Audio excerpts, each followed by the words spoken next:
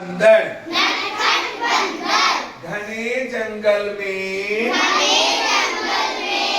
एक बंदर रहता था। उसका नाम चिंटू था। वह बहुत नटखट था। चिंटू हमेशा अपने परिवार वालों को और जंगल के अन्य जानवरों को बहुत परेशान करता था। वह दिन भर शरारतें करता था। वह एक पेड़ से दूसरे पेड़ पर छलांग लगाता, पेड़ों से पत्ते तोड़ता तथा फल तोड़कर उन्हें बर्बाद कर देता। वह छोटे छोटे जानवरों को सताता था। चिंटू के माता पिता उसे बहुत समझाते, किंतु वह किसी को बात नहीं मानता। एक दिन चिंटू जंगल से अपने दोस्तों के साथ गांव के पास एक बाग में जा पहुंचा। वहाँ बहुत से फल जैसे आम, केले, अंगूर, अमरूद आदि पेड़ों पर लगे हुए थे। चिंटू ने सोचा, मैं इन फलों को खा लेता हूँ। चिंटू ने फलों को खाया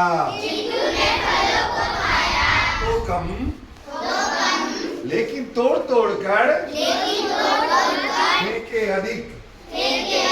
वह फलों को तोड़कर बर्बाद कर ही रहा था। तभी बाग का मालिक वहाँ आ पहुँचा। नेक्स्ट पेज में जाइए। उसने देखा बंदर उसके बाग के फल नष्ट कर रहे हैं।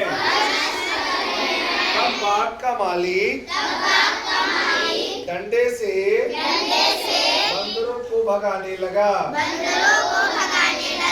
और सारे बंदरों में अफरा तफरी मच गई और वे भागने लगे। इसमें कुछ बंदरों को चोट भी लग गई।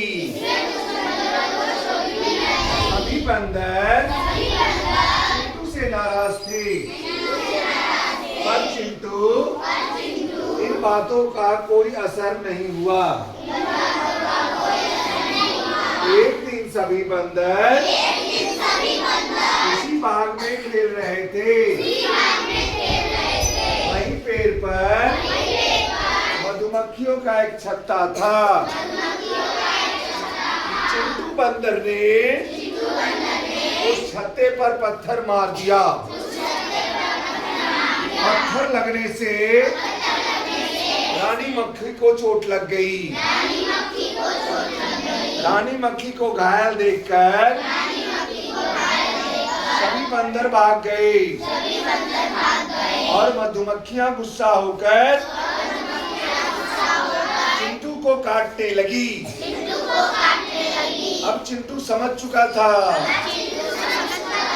शरारत करना और दूसरों को सताना अच्छी बात नहीं। उसने निश्चय किया कि अब वह किसी को भी नहीं सताएगा। इसका चारित्रिक ये है, हमें किसी को नहीं सताना चाहिए। सबको आपस में मिलजुल कर रहना चाहिए। पाठ आपका यही समाप्त होता है। पुनः पढ़िए और समझिए।